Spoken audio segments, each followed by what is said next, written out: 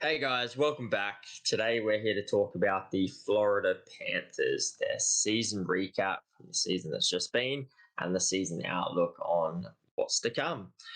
And to get us started, I'll kick off the recap. I mean, what can you say? A bit of Jekyll and Hyde in that season, right? I mean, they didn't finish 17th overall on the ladder and then make the Stanley Cup Final. Make that make sense. Uh, Basically, they finished up 17th overall with 42 wins and 92 points, scraping into the playoffs by the barest of margins, holding off the likes of Pittsburgh and Buffalo, who were hot on their tail, and ultimately just had a really odd season. Just a season that wasn't.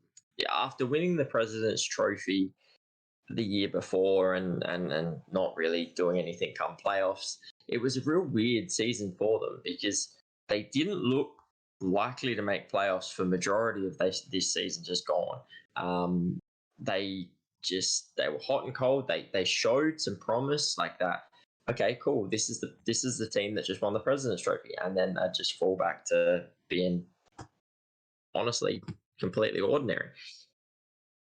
And out of nowhere, they pulled it together at the back end of the season just enough to scrape into a playoffs. But they walk into that playoffs against Boston Bruins, who have just set a an NHL record for basically the best season we've seen ever in the NHL, and Boston pretty much going to walk all over this surely. 3-1 down in the series. This looks like it's just going to be a straight done and dusted. Nah, come back, win it in 7. And as we all know, the rest is history. They go off onto the Stanley Cup Final and ultimately lose to Vegas. But, I mean, what do you say about that season? They finished 17th overall. 16 teams make the playoffs. Like, Calgary was literally better than them in the overall standings and did not make the playoffs. I get it. That's how the system works. But the reason I'm saying this is they finished 17th overall and made the Stanley Cup Final. If ever you needed an example of all you have to do is make the playoffs and then anything's possible, that's your example right there. It was an absolute phenomenal run from Florida. I mean, it couldn't have gotten any harder. That's the other thing. It's not like they had an easy run to the final. They had the hardest run to the final you'll probably ever get. They faced off against Boston, who were number 1. They faced off against Toronto, who were number 4 overall. They faced off against Carolina in the Eastern Conference Finals, who were 2nd overall. And then just to make it easy, the easiest opponent they faced all in terms of overall rankings, the Vegas Golden Knights, who were 5th overall. Just the only other one you could throw in there was New Jersey, and then they would have placed the complete top 5. So, yeah, I mean, absolute phenomenal what they did. Disappointing from a Florida perspective that they couldn't finish it off, considering how impressive that run was. But again, what the F? Like, how can you go from that home and away season to that playoff showing? But that's basically the recap. Absolutely Jekyll and Hyde in terms of your regular season compared to your playoff performance, but absolutely phenomenal from Florida. Only part you're probably disappointed in is not getting the job done in the Stanley Cup playoffs final. But at the end of the day, it was ridiculous effort to make it from there. So yeah, well, off that topic now of the recap, that's done. I'm going to hand off over to Jaden to take you through the outlook of the 2023-24 season and the projected lineups of what's to come for Florida as per Cap Friendly. Alrighty, so currently we're in a situation where we're basically in debt in a sense. We're over the cap, just slightly over $1 million. So we have to make some sort of moves. They do have some long-term injury reserve players, though they are expected to play this year at some point. So moves have to be made. So we'll go through that a little bit later on. But starting off, we got Verhaeghe, Barkov, and Kachuk on the first line. Very solid line. Verhaeghe and Kachuk over 40 goals for the season, in the regular season anyway. You got Easterainen, Bennett, and Reinhardt on the second. Rodriguez just brought in. Lundell and Denisenko on the third.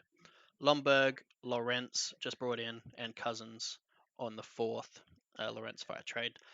Defenders: Forsling, Mahura, OEL, Kulikov, Mikola, and Kierstead. So obviously Ekblad and Montour on that as well on the LTIR. Just to add on to that, that would be your generally first line pairing. But overall, they bring in pretty much half their defenders through free agency this season. Goalies: Bobrovsky, Knight, and Stellars. Stellars they bring through for 1 year free agency, obviously, just in case Spencer Knight probably doesn't play this year, though it's expected he is. I know he just did training camp with the rookie camp. Sorry, so he's the only NHL player part of that rookie camp. But yeah, so first time he's been back on the ice, so it's good to see there. Scratches: Stenlund, Asplund, Riley, and I've added the Delpe. So as well as he played a few games, didn't look too bad, so he could definitely make a little jump in there, especially if there's any injuries, considering this team went through some injuries in the recent playoffs. Notable losses: Guders to Anaheim, Hornquist retired, Lyon, Detroit, Smith signed with San Jose, Mark Stoll, Philly, Duclair traded to San Jose, and Stoll is yet to sign somewhere, so possibly losing him as well. Fair chunk change in regards to loss. Obviously, a lot of signings here as well to replace that. Half their D-core. You got two forwards brought in the depth there, and then your third string / backup goaltender in Stellars. So, and just another note as well, a lot of UFAs, and so a lot going on here in regards to the situation. Obviously, they're not done because the salary cap situation they've got going on. But I guess I'll pass to you to see what you think about their situation as it is at the moment. Yeah, you said a lot of UFAs. I think you mean a shitload of UFAs. Yeah, that situation is quite incredible. I think we noted beforehand that they've only got 6 players signed for 3 years or longer. They don't have a lot of long term contracts on this team per se. I mean, even like that first line for Hagee's only signed for the next two years. So yeah, it's oh sorry, it's 3 years for Hagee signed for 3. Is it 3? He's got Now I'm this year questioning and myself. next year left. That's what he's got Yeah, left. yeah. So yeah, he's signed for the 2. So yeah, it's definitely an interesting situation. Obviously, with some of the players that we see leave. I mean, majority of the players that have left are probably more of your depth players, like your Gudis, your Lion, obviously your backup goaltender.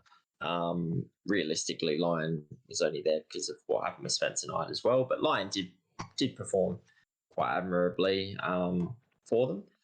And then you got Smith, Stoll, Duclair. Duclair's a really, really solid player, but again, compared to their top 6, potentially not. And Eric Stoll, again, another depth player. I guess the worry for me is, has this team improved or has it gotten worse? Like, I look at Evan Rodriguez and I think that's a reasonable signing. Good fit on that third line potentially. He'll be a middle six forward. Simple as that. I like the pickup of Nico Mikola. I think he's a great defensive defenseman.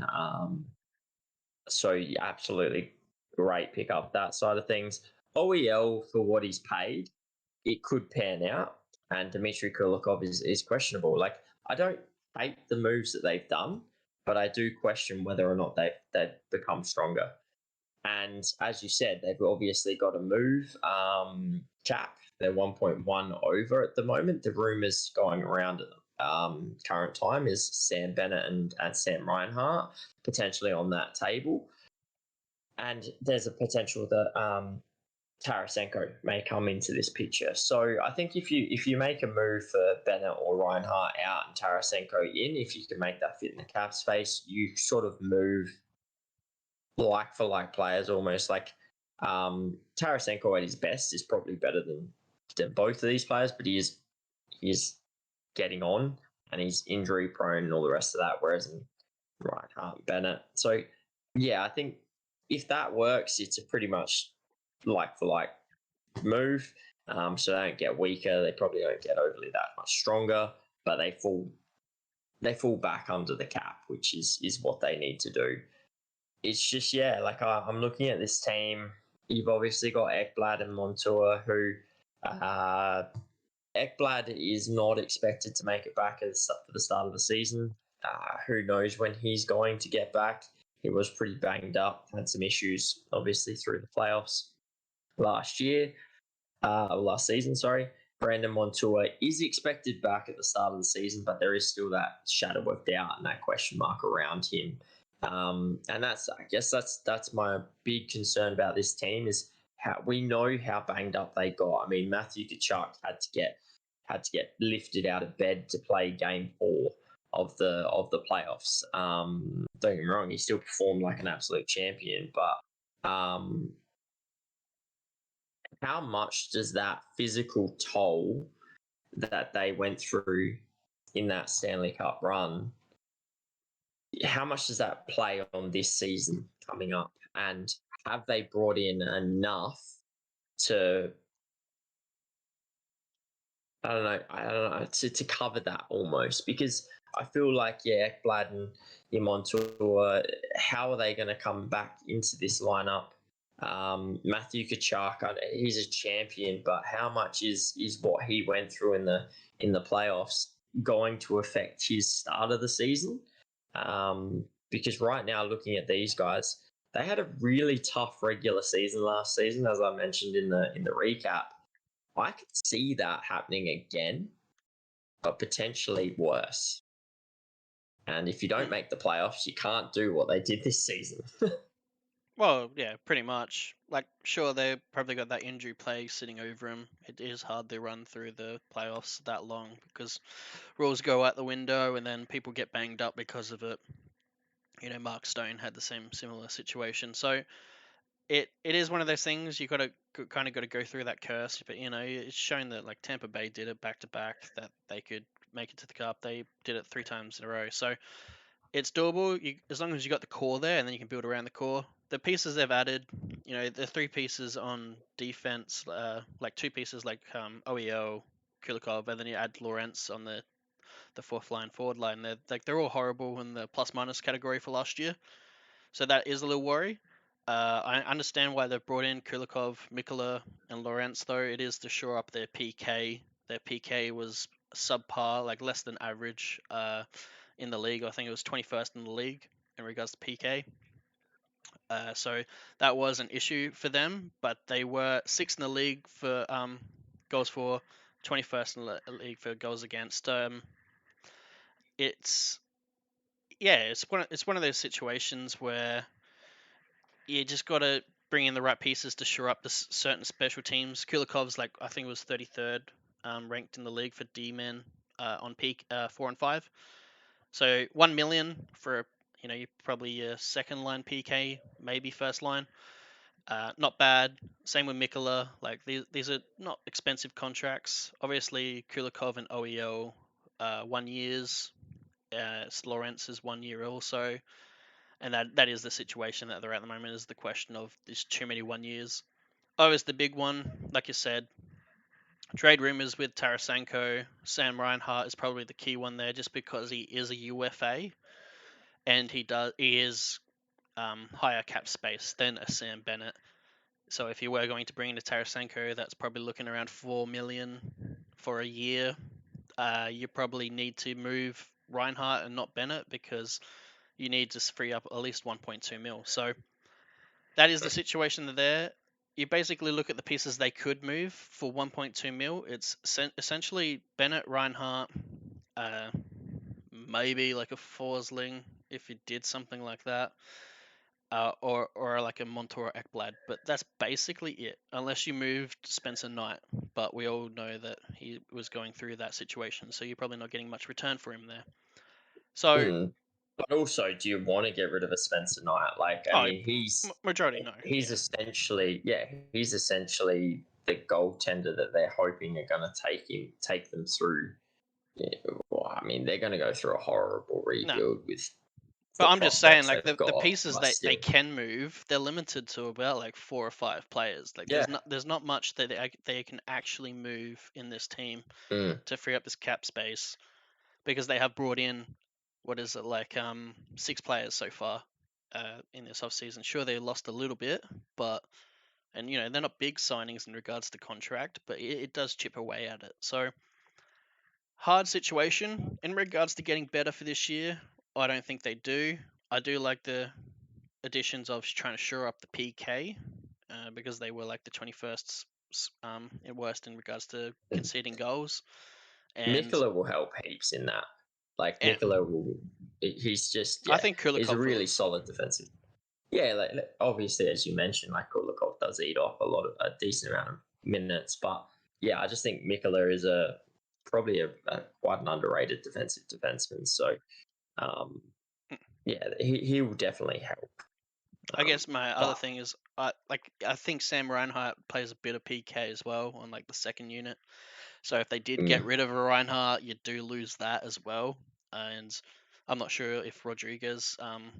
Didn't have a look. Like I know Lawrence plays, so maybe he steps in for him. In regards to Reinhardt, if they do move on from him, but that is the question. If they do get Tarasenko, they get the goals, but I feel like it's more the defensive side because can Bobrovsky do what he did last season? Like he had an alright average, uh, regular season, but then he showed up in the playoffs. mm, But that's the thing; he was kind of regular through the regular season. So that's my issue here: is their goaltending tandem going to be up to scratch? Because I personally don't see Bob doing what he did in the playoffs for the regular season, and I don't see Spencer Knight coming back and just blowing everyone out of the water immediately. So I'm not convinced on their goaltending tandem at the moment. I'm not convinced if they're going to recover from the injuries that they've had immediately. It's probably going to take 20 plus games into the regular season before they get their mojo going. And at that point, is it too late? So yeah, and then you can go through their depth, like what depth did they have coming to come up? I think they got one of the worst prospect pools in the league because they've traded so much of their draft picks out. They don't have this year's first or second, next year's first. So, and I don't see too much in regards to depth coming up. Like we can see in the this year's and last year's draft, they have no first round picks, and they mm. don't have And more yeah, coming. So there's no prospects really coming through to fill these holes that they need and on those cheap ELC contracts. So that's my big no, concern with this team. no, it's basically what they've got. And don't get me wrong, what they've got is a pretty strong side, right? Mm. Like it's that top line is absolute fire. That second line is pretty solid as well. They bat pretty deep. Even their depth. I think if you look at the goals that they scored on that fourth line, you had Lomberg with 12. Lorenz obviously was with San Jose, but he still put up 10, and Nick Cousins put up 9. And then even on that third, you got Lundell with 12 and Evan Rodriguez with 16. So that all through their lineup, they've got players who can score. So they're going to be a dangerous side in terms of offense. They've got a reasonably decent defensive structure. It just depends on Ekblad. Again, if all of these players and all of this lineup can be healthy and the physical toll of last year's playoffs doesn't take too much of a toll on this side, I can see these guys winning the Atlantic. Like they've got that side to do it. They have the scoring with the likes of Mikola. If OEL can I don't know reignite somewhat of his flame that he had and the reason why he was such a sought after defenseman at the beginning of his career. If he can reignite that, you can get Ekblad and Montour back healthy. Bob can, he can continue on his playoff form through the regular season. Spencer Knight can come back into the team and hit the ground running with Solars there as a backup. This team can go far, but there's a lot of question marks around it. I feel like I don't know. Yeah, but you're not going to know it until the season starts, right? You don't know how Oh yeah. much damage was done in that playoff. Like, we're reading about a lot of damage. We're reading about all of these injuries they had, and some of them being quite significant. I mean, Matthew Tkachuk with a broken sternum. That's not just, that's not just like a sore pinky. That's a pretty big deal. So yeah, I don't know. I'm just interested to see the toll that takes, because, as you said, they don't have any. They don't have any prospects coming through to sort of Mm. fill any of these gaps if they have an injury plagued season, or if some of these players need, to take some time off because they're still struggling from last season's Yeah. battering ram. Like, I am concerned on the future for him because there's a lot of UFAs here. oh, they're done. So They're done. they're all basically, yeah, it's looking pretty scary for them in regards to their future because they can't go to rebuild, especially not for another No. 2 years. So they have to keep going for it. They do have the core for it, but they've only really got what 6 people signed over 3 years. Really, only 2 people Mm-hmm. really long term in regards to Barkov and Kachuk. Rodriguez is on for 4, but yeah, like you say you have a core, but a lot of the core is signed to 2025, and that's it. Mm-hmm. So you got 2 years left with that core. You're probably losing one of the core pieces and Reinhardt or something just to get under the cap. And I'm not convinced that this team can redo it. I wasn't really impressed with the coaching side of things through the season either. Like, losing Brunette was big for him. Obviously, he went to New Jersey, and then New Jersey did what they did. And I'm just amazed they didn't try and get him back, and he ended up going to Nashville. So that I would have liked to seen a little coaching change in that regards to Brunette if they could get him. But yeah, so I feel like it's a little bit on the coaching side because the team is there, but it is one of those teams that is a little bit offensive minded and needed to shore up the defense. And I feel like they've added the kind of right pieces to do that. And it's really just a point of just waiting to see if it gels now, because I do like the Akulikov addition for 1 mil. You take the risk on OEL for 2 mil, but it's 1 year, so it's not really a huge risk, but it is a risk because you're going for it.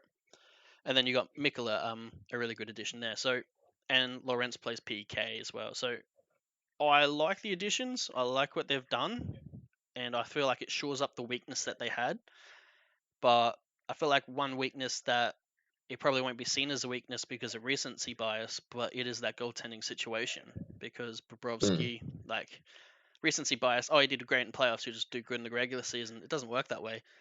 And Mm. so we'll have to wait and see what he does. And then Spencer Knight is the wild card there as well. So Like, Bob has been on this $10 million contract for a few years or several years now, and this is probably the only time he has looked like a $10 million goaltender.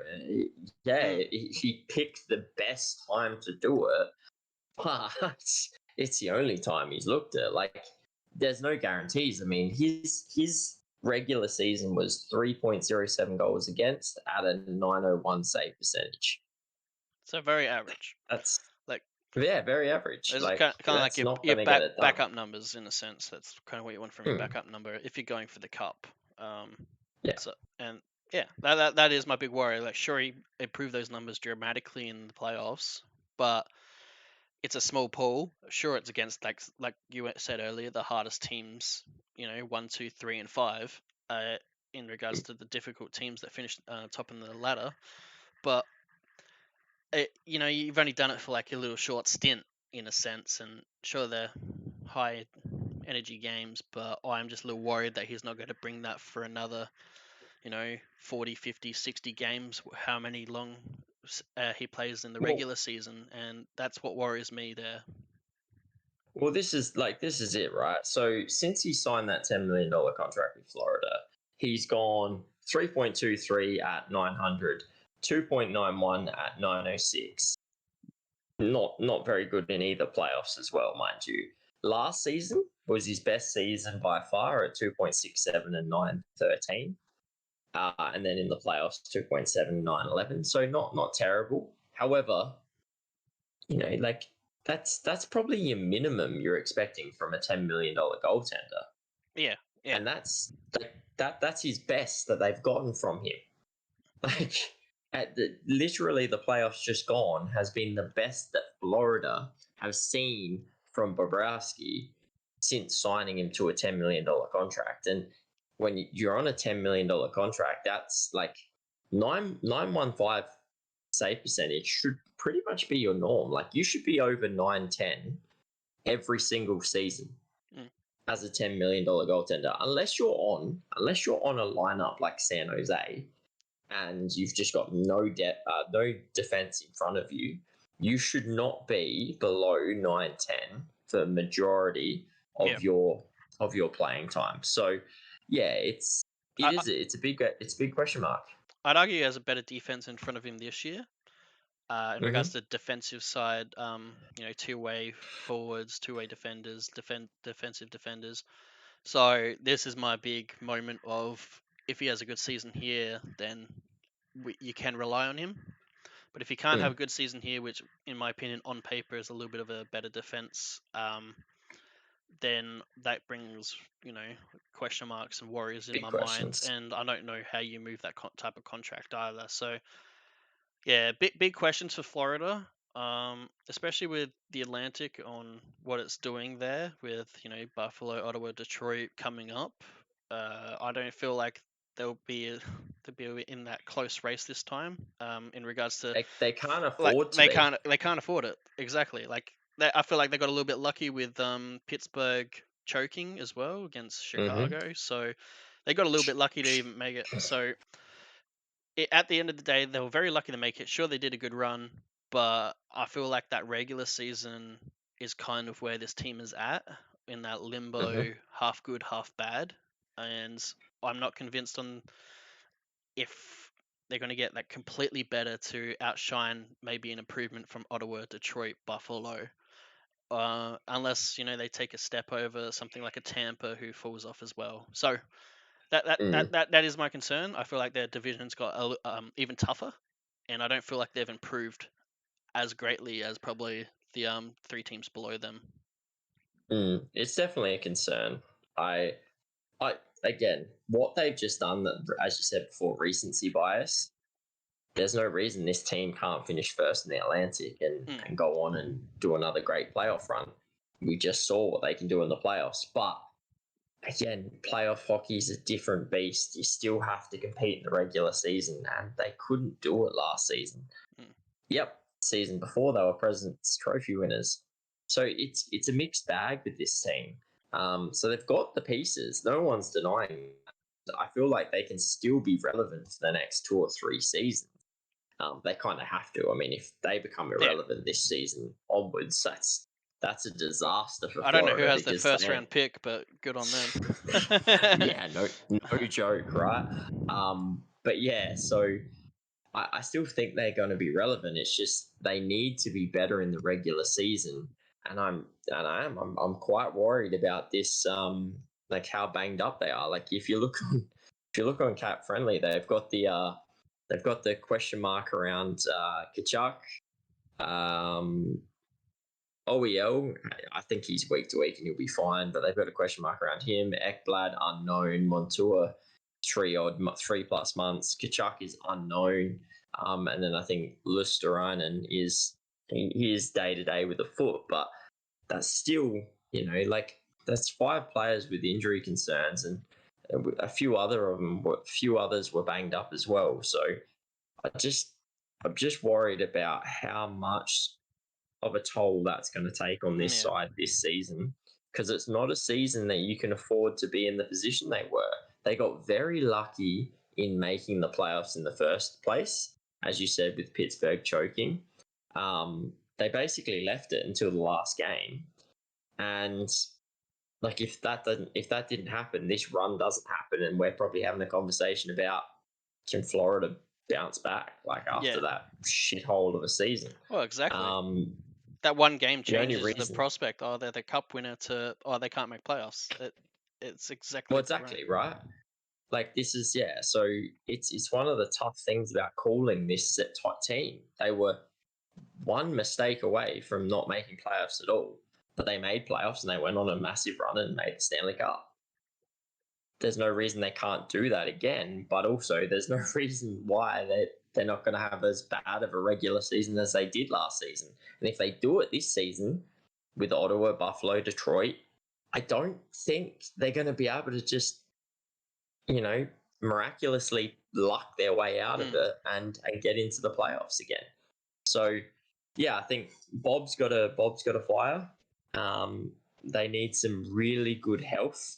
They need to really stay off that injury list and have some luck with that. And then look, sky's the limit for this team. But yeah, it's going to be an interesting watch because this is a team I could see slipping out of the playoffs if they can't stay healthy and Bob or Knight can't sort of hold things together on the back end. Yeah.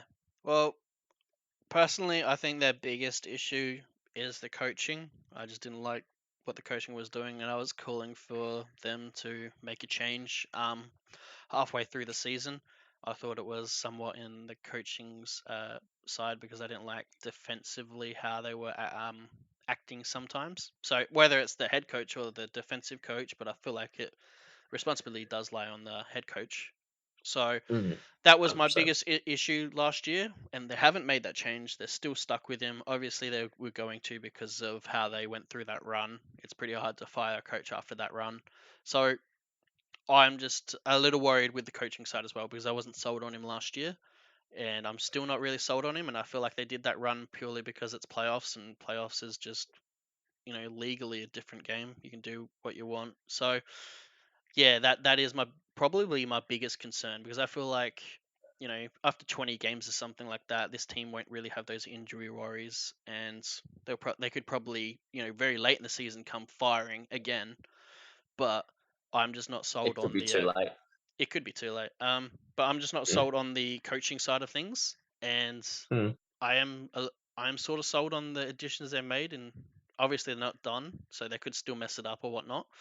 But yeah, I I don't know how Florida's fans feel about Paul Morris, but I wasn't fully sold. So I'm kind of interested to hear Florida fans' comments below on how they feel he was going as a head coach, and if he is the man for the job to win the cup. Yeah, Oh, I think you hit the nail on the head with the coaching last season. I think it was something that was brought up several times in our videos throughout that season. Clearly it was a coaching issue. Maybe it was just they needed time to figure out that structure. Quenville was finally not there. It was clear he's not coming back, and Brunette was gone. So Brunette was sort of still teaching that Quenville style of game. Was it the fact that they needed to adapt to that new style? And that was the struggle. Was it the fact that the style just wasn't good enough? But yeah, look, it is interesting. And I do think it's going to be, I think the first 20 games for Florida is really going to be telling because, again, they can't leave themselves too far back of the pack because it's going to be real difficult to make that run home because you're going to have 7 genuine contenders for playoffs in that Atlantic this year. alrighty. I don't have much too more to add there, so I guess we can leave it there. Don't Mm. forget to like the video, leave a comment below on what you think of Florida, their biggest weakness, their biggest strength, if they can do it, if they can get over this injury bug, and what moves they make to get under the salary cap, what you think they will do there. Don't forget to subscribe, leave all notifications on, and until next video, we'll catch you later, guys. See you guys.